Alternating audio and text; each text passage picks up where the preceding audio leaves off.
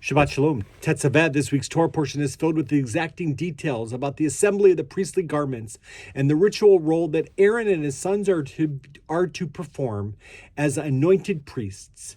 Tetzaveh is the only Torah portion from the beginning of the book of Exodus until the end of the book of Deuteronomy, where the name of Moses never appears. At the core of Parshat Tetzaveh is a detailed description of the clothing worn by the officiants who will perform the ritual service in the sacred space of the Mishkan.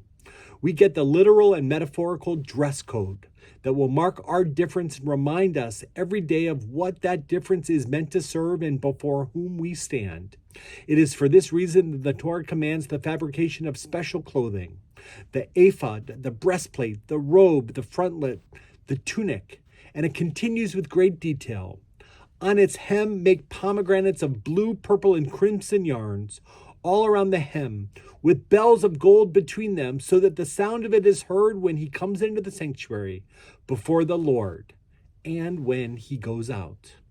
Rashbam explains that the bells chime to signal to others that they must leave the sacred space because the Kohen Gadol has entered it. Nachmanides presents a different view. He says that the golden bells serve as a means of announcing one's presence to God before entering God's sacred place. A friend and artist in Israel, Rabbi Matt Berkowitz, writes, "Every single one of us journeys through life with a hem of golden bells ringing. These bells are indeed unique to each and every one of us. The challenge that we are faced with is finding the proper way for the sound of the bells to be heard.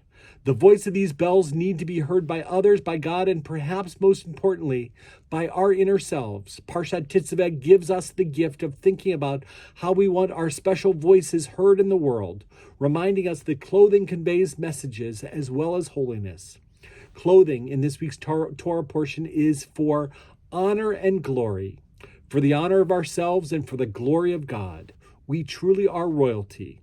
I hope you dress that way. Shabbat Shalom.